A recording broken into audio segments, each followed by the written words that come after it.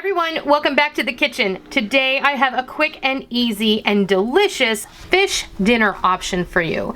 We're going to be making an oven-baked honey mustard salmon that is super simple, can be used as a pantry pull. If you find a great deal on salmon that day, you can just come home and mix up what you got and make a delicious, quick and easy dinner. I can't wait to show you how this all comes together.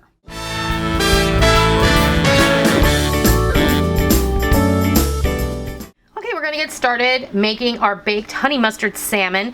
Now, we're just going to start off with, I bought a side of Atlantic salmon at the grocery store. It looked really good. It wasn't cheap, but it wasn't so expensive that you had to take a second mortgage out on your home to enjoy it.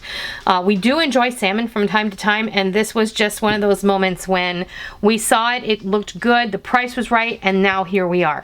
I went ahead and I took the salmon and I cut it into pieces, and I also took the skin off because we don't enjoy that. I have about 3/4 of a cup. This is what came out of the bottle. My Dijon mustard that was in my fridge was a little bit thick, and I added a little bit of water, gave it a good shake, and that's what we have now. And that's fine because we're going to bake it anyway.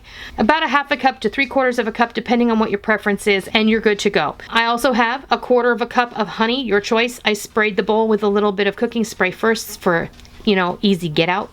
I have about a cup of just breadcrumbs that were in the pantry. These are Italian style breadcrumbs. You use what you like. I did not have any panko. Otherwise, I would have totally used panko because I think they would be the perfect choice here. But you use what you have. We're doing pantry pulls, and this is just perfect for that. And finally, we have a little bit of my favorite Sazon seasoning. This is a salt-free version called the 14, and you can use whatever salt-free seasoning you prefer. If you want to use Old Bay or some of your favorite seafood seasoning, you go right ahead and do that. Some tarragon would be nice. Whatever it is you enjoy putting on fish, lemon pepper maybe, you just go with it. You use what you have. I think that's the most important thing I want to impart here, is just because I'm using a certain specific thing, if you don't have that, then you should use what you have. For instance, if you have a bottle of honey mustard on hand, you should just eliminate these two things and go ahead and use the honey mustard from the bottle. That will work fine. Maybe you don't have honey mustard or Dijon mustard. Maybe you have chicken nugget dipping sauce. That would work perfect here as well because it's a little sweet, it's savory, it's delicious, and we all know that restaurant that you get that from, but they sell it in a bottle and it's perfectly wonderful. So that would be good here too. So you use what you have and don't sweat the small stuff. So I'm going to go ahead and we'll start mixing up our honey mustard, which is just some Dijon mustard and a little bit of honey. That's what we're using here today. And I'm just going to go ahead and give that a bit of a stir and get that all blended up. We're not going for like complete sweetness here, so just keep that in mind. Now that we have everything ready to go, I am going to take some of this honey mustard that we mixed up, and I'm just going to brush it rather liberally over the top of our salmon fillets. I have gone ahead and just taken care of the whole side of salmon. There's two little wonky pieces that probably won't get eaten with dinner, and they will probably go into a little bit of a salad for lunch tomorrow. So now what I'm going to do is I'm going to take a little bit of this seasoning, and I'm just going to sprinkle it over each fillet. Now I'm going to take, this is super simple, I'm just going to take some of these breadcrumbs and I'm going to coat the top of each piece of salmon with a little bit of breadcrumb.